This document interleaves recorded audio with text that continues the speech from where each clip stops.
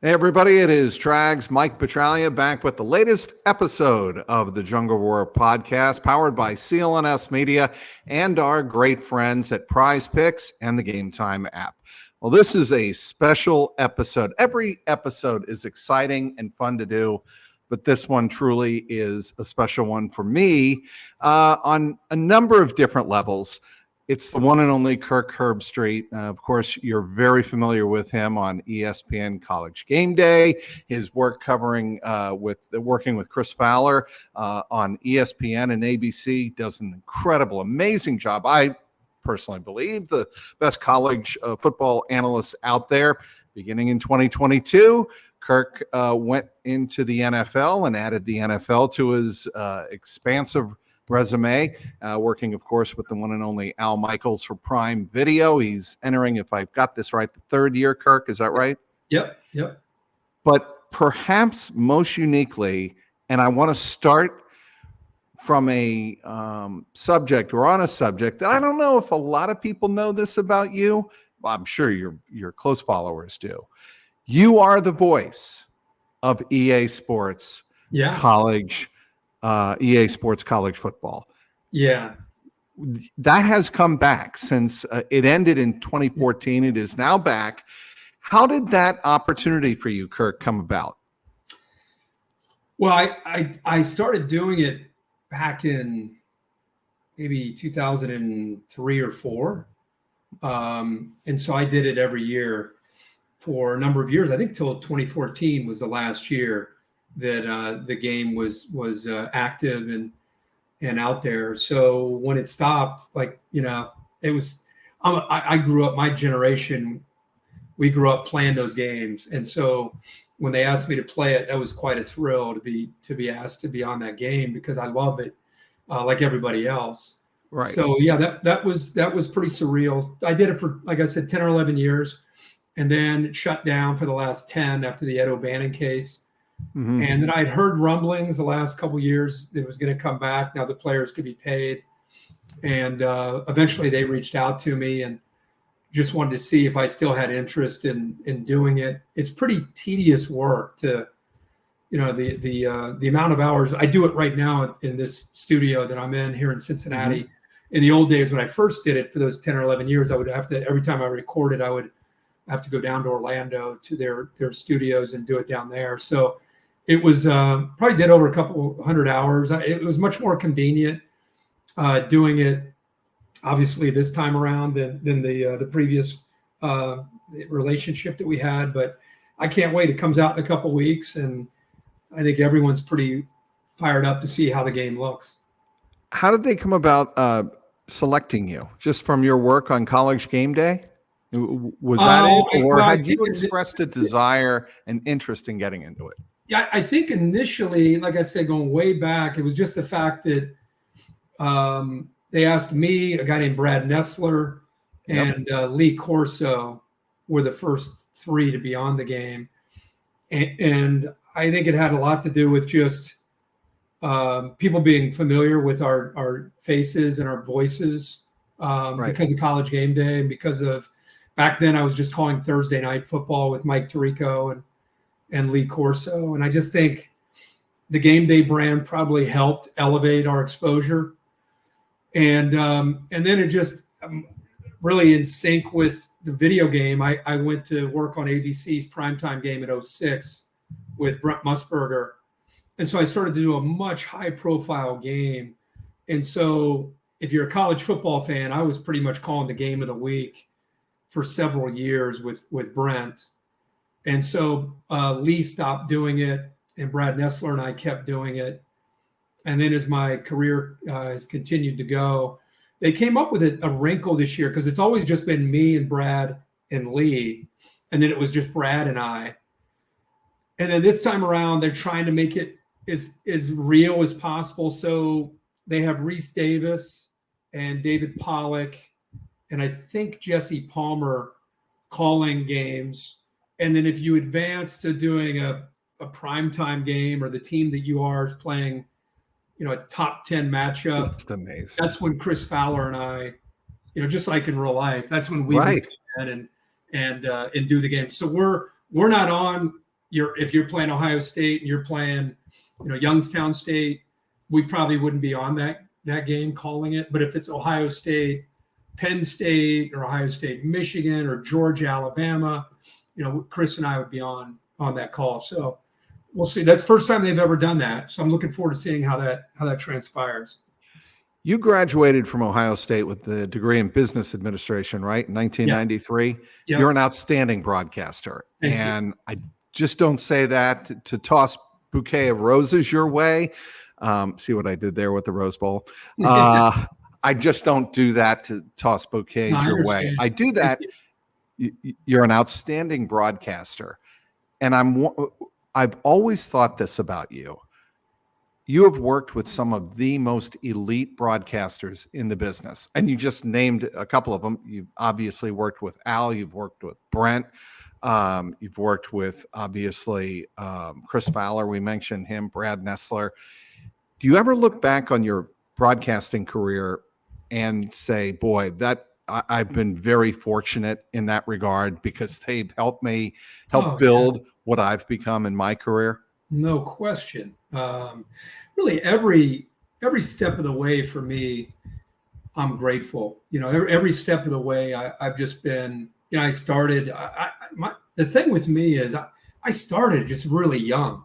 A lot of what I've experienced, most people would have experienced that in their 40s into their 50s, and I was experiencing that in my 20s, my mid 20s, and I grew up with Mike Tirico. Mike Tirico was as big of a coach and mentor, a young Mike Tirico, as anybody that I've probably been around when it comes to calling the game. He and I were coming up together.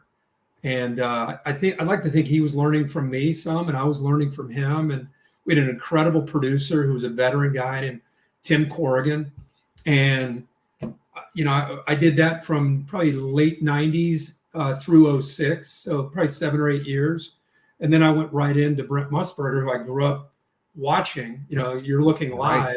Right. Now here I'm standing next to him, and he's probably at that point in his mid 70s. And like I said, we're calling the national game of the week every single week. Back then, ABC went to this primetime window. No one else was in that window. So other than the SEC, we were getting Pac-10 or now Pac-12, the Big 10, Big 12, ACC, whatever the biggest game was, we went and called that game. So yeah, to go from that to Chris Fowler, who really hadn't done a ton of play-by-play work. He'd done some Thursday night games. And he and I still work together from 2014 to right now. And then to go in the booth with Al Michaels. I mean, those are my 4 guys: Mike Tirico, Brent Musburger, Chris Fowler, Al Michaels. That's it. Those are the only 4 people. I don't think any color analyst in any sport can claim what you just put out there. I don't think so either. And that, to me, as somebody who's always been kind of a nudge for broadcasting, both in, I grew up with Marty Brenneman. Yeah, me too. Yeah. And I tell Marty this all the time. He is the man. He is the reason I do what I do today. Because I'm an electrical engineer by trade out of Villanova. So I didn't start off in broadcasting either. I didn't even start off in media. But the way Marty could tell a story like the everyman, and I know you are in the documentary about Marty. How much fun was that, by the way? Oh, it was amazing. I did radio when I got out of school. You mentioned being a business major. I was a business major. I had a lot of opportunities in pharmaceutical sales, Worthington Industries. There was a lot of more traditional routes that my family, my friends, everybody wanted me to go. And I took a $12,000 local radio job, not knowing where it would lead. Had no idea, had no plan. It just sounded like a lot of fun. And if you've maybe read my book or heard me speak, I mean, I'm kind of an outlier. When I was a teenager, most people were into music, which was great. I was into 700 WLW. So if you got into my car and we're on a Friday night, I was either Marty and Joe calling the game, or it was Chris Collinsworth and Andy Furman, on the talk show. And I listened to the post game, and I would listen to extra innings with Tracy Jones or whoever would be on. I mean, I was enamored without knowing it And I think I've been that way since I can remember. My parents showed me pictures of me 5, 6 years old. And when I'm watching the game, like I'm watching the game, there are people talking about the food and whatever else. And I'm like in the game. I've just always been that way. So I think subconsciously all those years, there have been people who impacted me in such a way that it almost became my cheat code to allow me in my mid-20s to almost appear to be a veteran. And I think it had, maybe you can relate to this, Mike, it had a lot to do with just digesting Marty Brennaman, digesting Chris Collinsworth, listening to Todd Blackledge call a game. Like I really thank those guys for paving the way. If I didn't have that and I just went down the normal route and listened to music and that wasn't my passion, right. I don't know if I would have gone into it. It's the most natural thing that I've ever done in my life, more than playing sports themselves. I think it had everything to do with when I get done talking to you, I'm going to go downstairs. I'm going to watch the Reds. I mean, it's just, I wish I had more hobbies. It's just, that's all I've ever known. That's all I ever do. I was watching the College World Series last night, enjoying that. I was watching back over to the NHL playoffs, listening to Sean McDonough and Ferraro and watching their studio show with Messier. And it's not football. It's just a hobby of mine that I love, and so I'm very lucky to be into something that I've put so much time into over the years. I'm glad you mentioned Todd Blackledge because for a year I worked with him up at WHBC in his hometown of Canton. I believe he went to North Canton. He did. If I'm remembering that correctly. Yeah. But another salt of the earth guy and Todd Blackledge. Yeah. You mentioned the Reds. I think people who know you're an avid Reds fan. It began, I assume, with the Big Red Machine and carried on. Absolutely. I mean, how can you be alive in Southwest Ohio in the early to mid 70s, especially as a kid? And we didn't have a ton of games on back in those days, so we all listened to Marty and Joe. Right. Occasionally, you get the rare, game of the week. No, but I was a junkie. I mean, I kept score games. If Marty said, if you're keeping score at home, that's 6 to 4 to 3 to, I was right there. I wish I could find them. They're probably in my mom's house somewhere, but I have stacks of score sheets that I kept. I knew every National League lineup for probably, 10 or 11 years. And that was fun to me on a Friday night. When I was in middle school, they started to come on TV a little bit more. So I would turn the game on like a lot of people, turn the audio down, turn Marty and Joe on, and just sit there, order pizza, and sit there and keep score of the game. And had a time in my life doing it. It was, but yeah, I followed it all the way through, and I've become, I'm a big time reverse psychology Reds fan. These last 10 years have just beaten me. I'm not going to go away. You're not alone. I'm not going away. I'll never go away, but I become very, okay, all right, here we go again. That kind of way. I think the last team that I really felt really good about, the team last year was fun, but they were young. The last team that I was like, this team could make a run was when Scott Rowland came into the clubhouse. Yep. And we had Adam Dunn and King Griffey Jr., those big names, and it just never quite materialized. We had young Jay Bruce, and Scott Rowland came in, and I don't know him. I've never spoken to him, but I just watched him on the field. He looked like just a badass, and I think people were afraid of him. Yes. And I think it really rubbed off on the team. And I just don't know if that still exists. I don't know if you're allowed to have that, but they're very hot and cold. They just can't seem to put anything together for a week or two. So, and I know they've had some injuries, but this really started before the injuries. So I tell Charlie Goldsmith, because Charlie does kind of like what I do, covering the Reds and the Bengals. We both cover both clubs. And I told him that, in my estimation, that's what the Reds need. They need a leader who can come in and kind of be the no-nonsense leader, what's acceptable, the way you go about preparing day in and day out. Because in baseball, sure, you have that in football. But in baseball, it's a day in, day out sport, and games are played almost every day. And people forget that Scott Rowland trade was made at the trade deadline in 09. The Reds were pretty much out of it in 09. They weren't going anywhere. And people were, why did they go out and get Scott Rowland, who's, approaching, the latter part of his career? Why did they do that? We found out in 2010 why they did that. And I kind of think that's where maybe Nick Krall could go with this club in the second half of the season. That would be huge. I don't know who's out there that might fit that. I kept hoping that India could become that guy. I think he was in a better position last year. Matt McLain doesn't quite have that personality. Obviously, he's been out all year. But I just looking at all this, the young talent, and not knowing them all that well yet. Steer's a quiet guy. He's an incredibly talented guy, but I don't know if that's his role.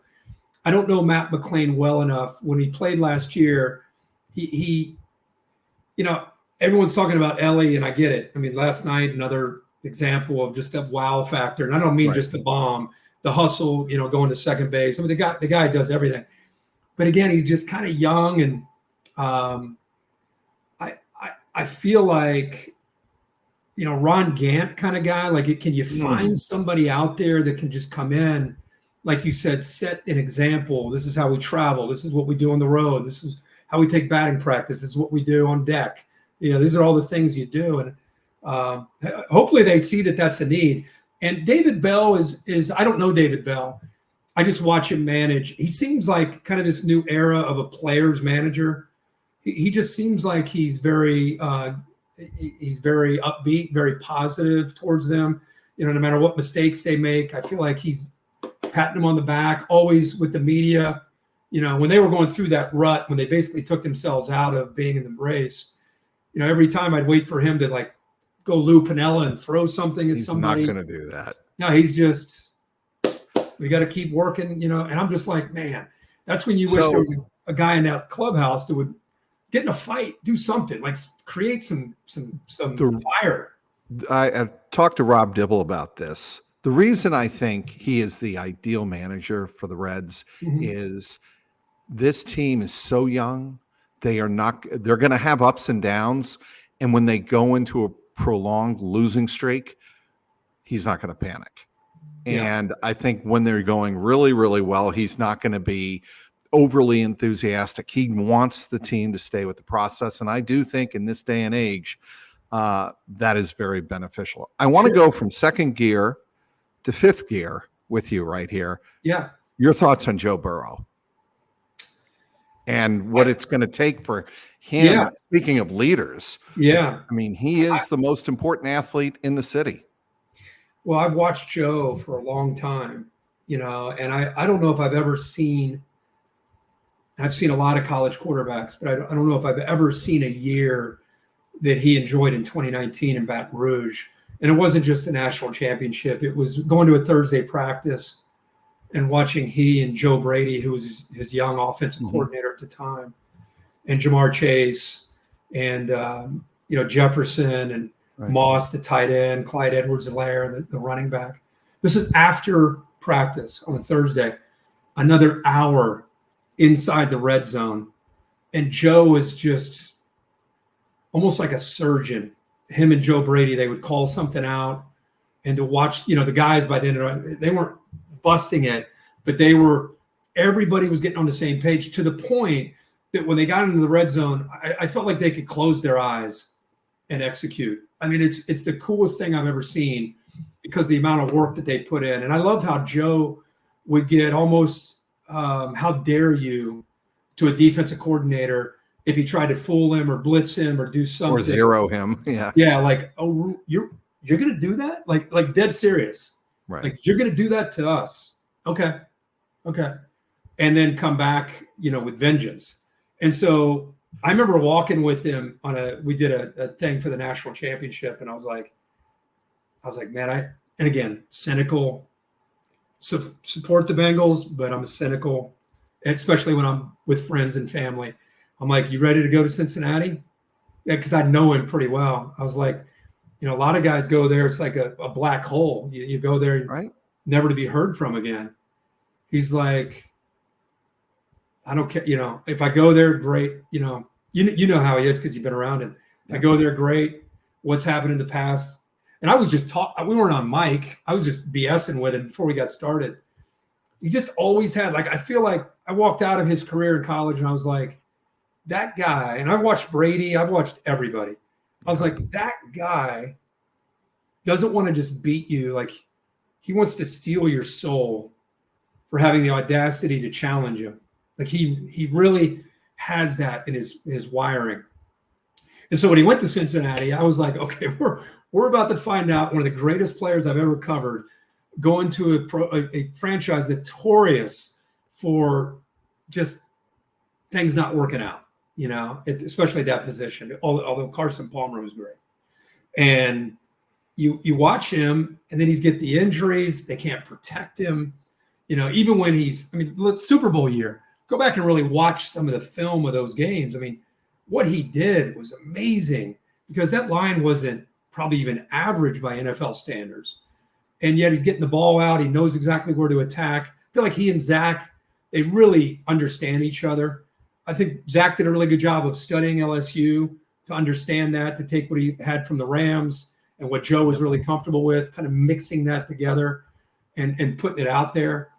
I can't imagine what Joe would be doing if he did have just an average to above average offensive line. Hopefully with the moves they've made, on paper, it looks like it'll be his best offensive line that he's had since he's been there. I went to dinner with him maybe a month or two ago with Sam and another guy in town. And, you know, the whole time I honestly had forgotten what his injury was. I have so many like data points of people. I couldn't remember if it was a knee or a whatever. And, you know, he had just, he was kind of keeping things close to his vest, but you could tell he was optimistic about being okay and right. all the steps he needed to take. He had checked all those boxes. I haven't seen it since, you know, OTAs or their mini camps, how things have gone. I've seen some stuff you've done and Charlie and others have done. I mean, it looks optimistic. The T. Higgins drama hopefully will be put on the back burner for a year. They've got the pieces. I love the kid Brown from Illinois. I think he could give you a charge that they haven't had back there. He's taken most of the reps.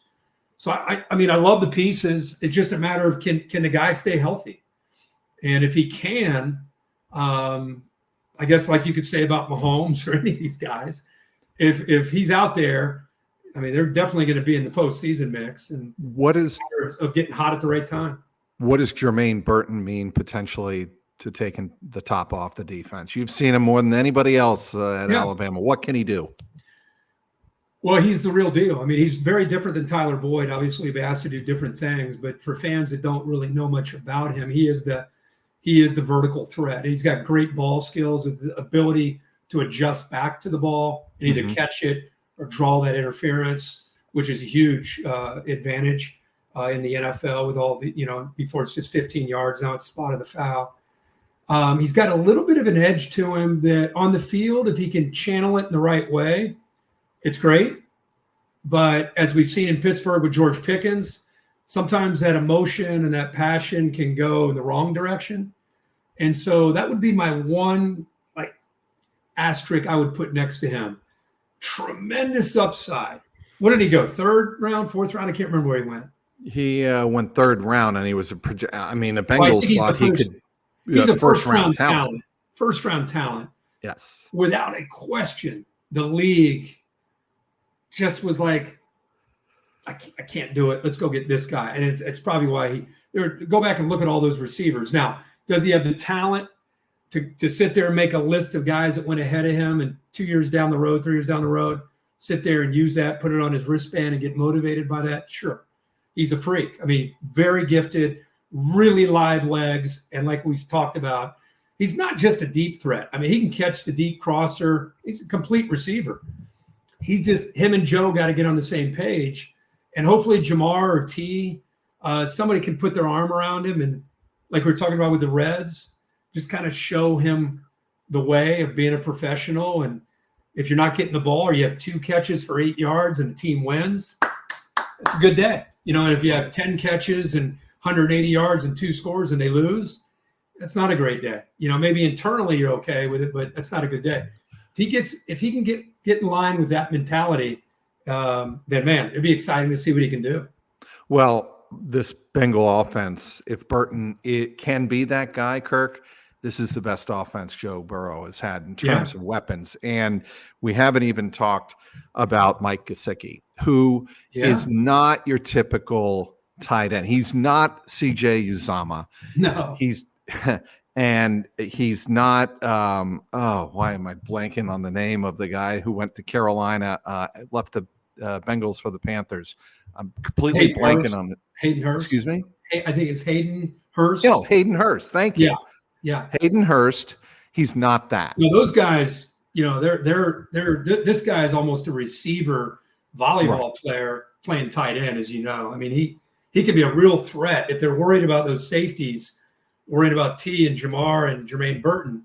The middle of the field could be wide open for a big. I don't know how tall he is, 6'5", 6'6". I mean, he's a great threat down the middle of the field, which again they haven't had since he's been there.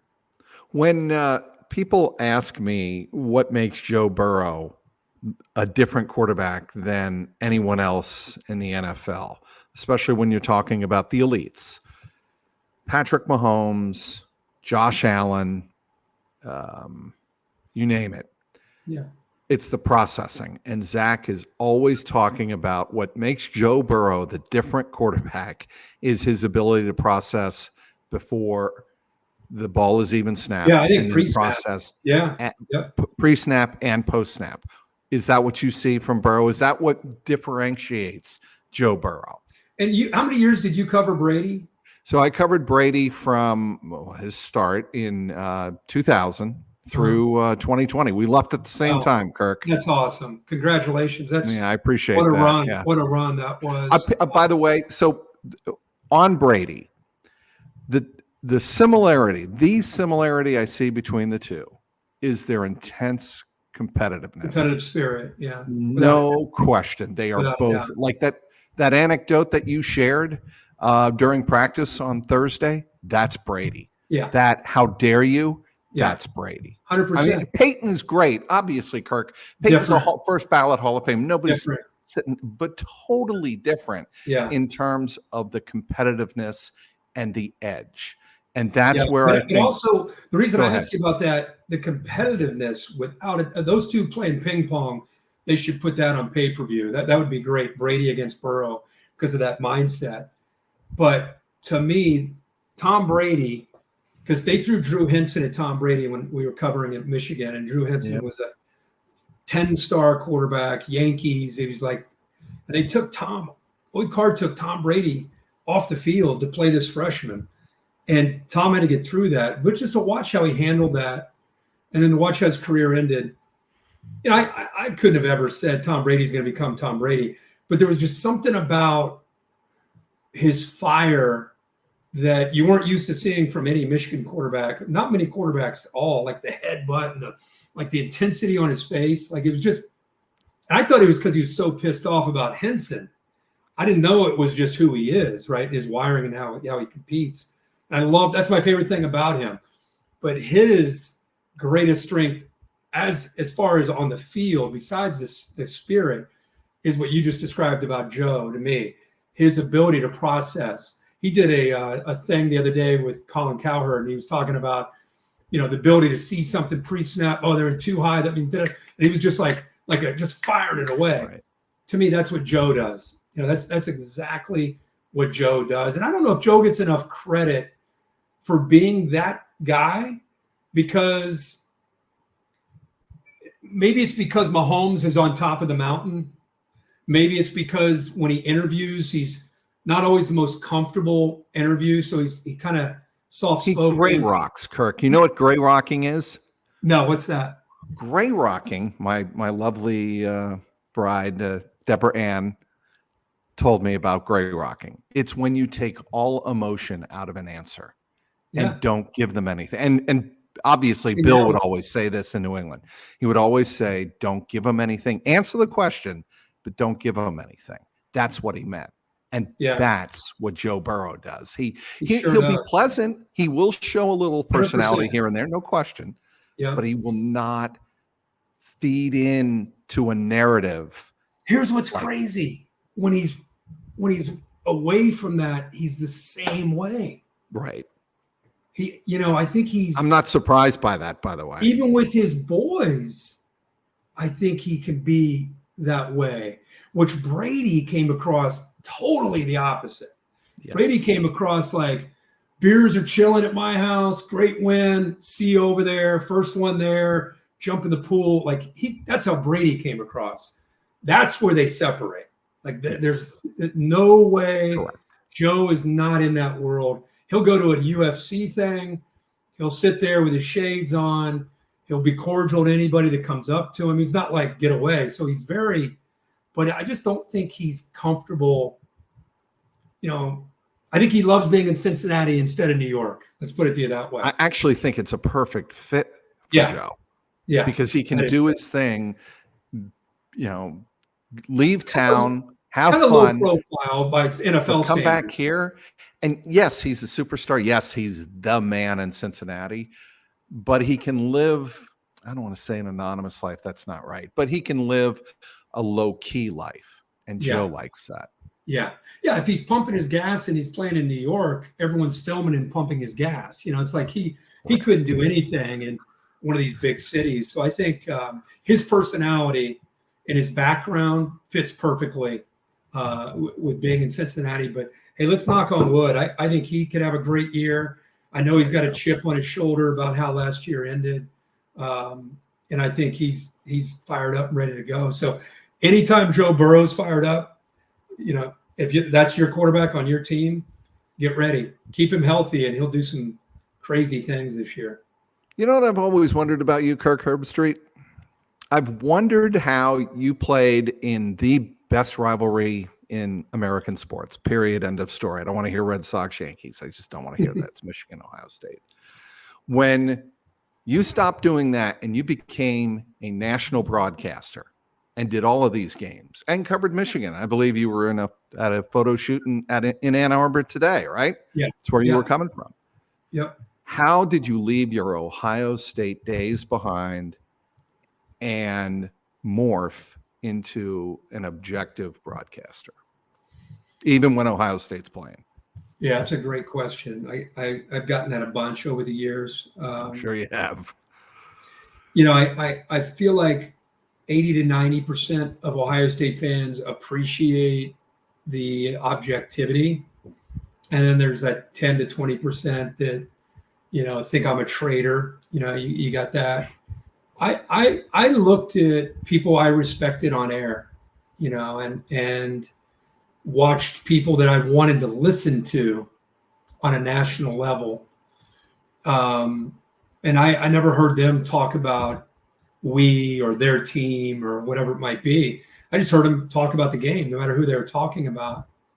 And I think I always try to put myself at home with the viewer and try to understand what they're seeking, what they want to hear, what they may disagree with me, but you got to remember, Mike, Desmond Howard won a Heisman. He was a Super Bowl MVP. David Pollock was a 3-time All-American. I mean, Tony Romo played for the Cowboys. Troy Aikman, like most of these guys that are in my space are really well known for what they did on the field. And so first of all, I never wanted to be, the way we're talking right now is how I talk on air. I never wanted to have a shtick. I never wanted to be a homer. I just wanted to be, I tackled, no one knows who I am, again, on a national level. No one knows who I am in 1996. No one. And instead of being embarrassed about that, I attacked it. And I thought, okay, no one's going to outwork me when it comes to my preparation for this broadcast, whether it's studio or the game. So my brand is going to become, I don't know who that guy is, but damn, he's got a lot of information. And by chance, we talked about all these other great broadcasters I worked with. I sat next to the greatest entertainer in sports television history, in 1996, a guy named Lee Corso. This is before, social media and people that are now trying to be hot take people. Lee was crazy. Like, Lee said things that I would never say. I thought they hired me to be a football analyst, football. And this guy's saying stuff like Arkansas, Michigan, pickup trucks against the Cadillac. I'm going with the pickup trucks. I'm like, meanwhile, I spent hours on that game trying to get a hold of Lloyd Carr and this guy in 30 seconds. And that's the most memorable comment you can make. But that happened every week, every comment. And so my point is, I'm a football junkie that learned to, whether it's Ohio State or Michigan, I'm going to break it down. I'm going to give you the way it is. But I learned I could never be Lee Corso. I could never be who he is naturally. But what he taught me was I have a kind of a dry personality, or dry, I don't want to say personality, but it's like, if you get to know me, I throw jabs, and I was like, right. Am I allowed to do that on air? Or you got to remember, it's a different generation. Yes. And I started to do that a little bit, and I got more and more comfortable letting my personality out, which is still respectful, but fun. And I just learned by sitting next to Lee. Again, he would talk about Florida State like and he went to Florida State. Like, he would get mad at him. He would just scold. I would never do that. Like, he would make it personal and attack. But sitting next to him and hearing him, how he talked about every team, I just learned that last thing Michigan or Texas or USC people want to hear me talking about we, or like, I can't do that. I'm going to talk about them like every other team. And so I think what got lost in all that was, I'm the biggest Ohio State fan my whole life. I still am. My kids are. My wife is. She cheered there. My dad played there. He was a captain. No one's ever been a bigger Ohio State fan than me. That doesn't mean I can't objectively break them down and pick against them if I have to. And you wouldn't be doing your job if you didn't. Yeah. And that's what I know a lot of Ohio State fans, and like, there's that section of fans that you described would absolutely be ticked off if you start criticizing them. They'll take it personally. I mean, like, this isn't personal. It's my job to actually assess what I see from a professional perspective and deliver that to the audience. But they're never ever. It's go Bucks, go Bucks, go Bucks. And I would say over the years that Ohio State, when I say this, I don't mean all Ohio State fans, because that 80% Ohio State fan, when their team loses, they're heartbroken. They feel for the coach. They feel for the players. That 20%, when the Ohio State loses, they want to fire the coach, get rid of the quarterback. He's the worst. The ref sucks. Find out where that ref lives. Like, every fan base has triggered. Every fan base has that 15 or 20% that's embarrassing to the loyal fans. But they're angry. Those Ohio State fans are angry no matter what. If they win, they're cussing out the team online on some chat room that they beat, making fun of them. If they lose, they want to fire Ryan Day and get rid of CJ Stroud and get rid of he sucks. And it's just, they're never happy. So how can if that person's never happy, why am I going to spend 1 second worrying about that doofus who's always upset about everything? So I'm going to prepare. Like last year's Michigan team, as just a fan of football, how can you not enjoy how they went about? They don't have 5 stars everywhere. They recruited, they developed, they had a senior class, and they put a run together. God bless them. I mean, I enjoy watching teams that play for each other. Like last night, we watched the Panthers. I don't know if you saw it after the game. Oh, yeah. Every player, the coach got emotional, talking about how I've been in a lot of different places. This place is different, man. We care about each other.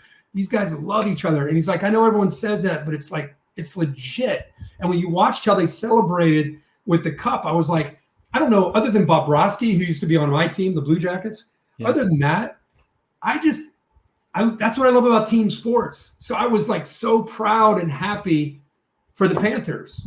just because I respect what it takes to be a team and not be selfish and to come together for a common goal and to go achieve it. So if it's Michigan, so be it. I respect greatness, and I respect teams that put their selfish agenda behind them and focus on winning. It's great. Certainly the Bengals have been impressed with Michigan over the last 3 years, I guess. I mean, their defense could have 4 to 5 starters, maize and blue. What do you think of Chris Jenkins, real quick? Dominant. Dad played, great hands, great quickness. Is a guy that's not going to just be Aaron Donald and just like I'm the baddest man on the field. I'm the twitchiest player in the D line. But if you spend too much time worrying about other guys and he gets a one-on-one opportunity, he's dangerous. But he's got great feet, great hands, and like you said about Michigan Pete, these players, he plays with a high motor, which you love to see as defensive linemen. We're going to finish up with this. I want you to talk about your sons and what it's like what it has been like watching them play a sport you love, a sport you study. When you watch them as a parent, how is it different? Well, and like any other parent, I'm terrified. I'm worried. It's much easier to be on the field than to be in the stands watching. It's on one hand, it's great because that's what they want. My dad taught me this, how he handled me. My dad played at Reading High School. Mm-hmm. He played with Claude Osteen, and he was great in track. He played every sport back in those days.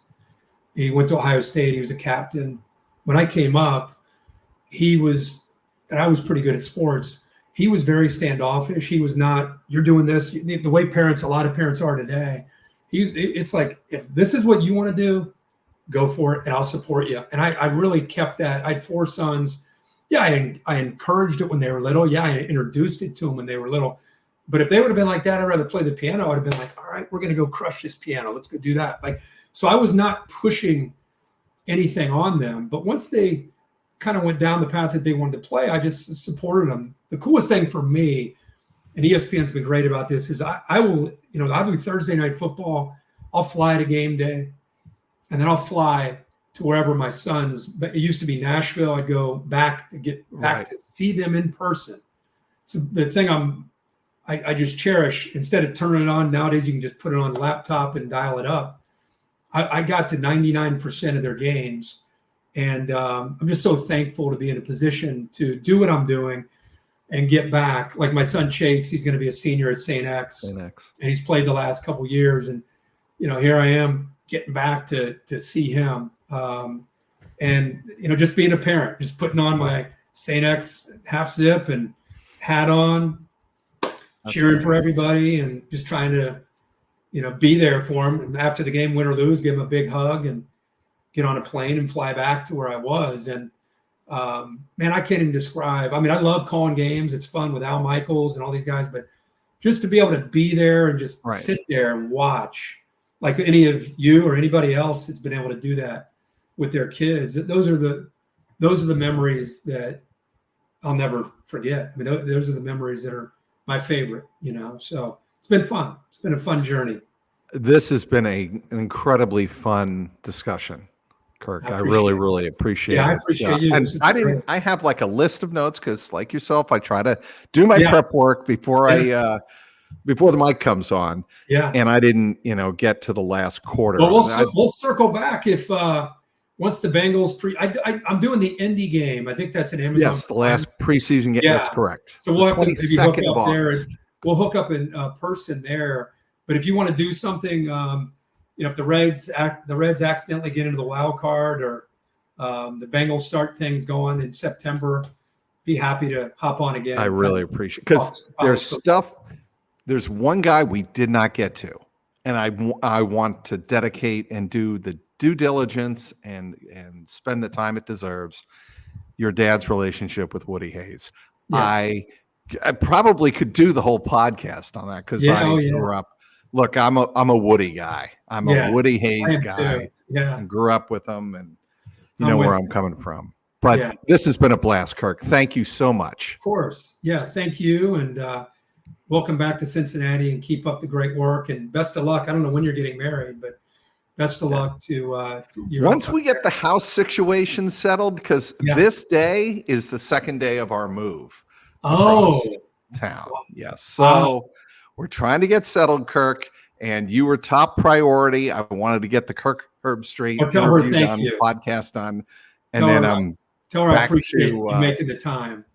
Moving boxes, but text me anytime that you want to get together again. Love to do it. I really enjoyed it. Sounds good, Kirk. He is Kirk Herbstreit. You can see his work all over the place on different platforms like ESPN, ABC, Prime Video, and of course, the voice of EA Sports. Kirk Herbstreit, thanks again. You got it. Take care. All right. He's Kirk Herbstreit. I'm Mike Petraglia, Trags. Want to thank everybody for downloading this episode of the Jungle Roar podcast, powered by the Game Time app and Prize Picks. And thanks, of course, to the folks at CLNS Media. Talk to you next week.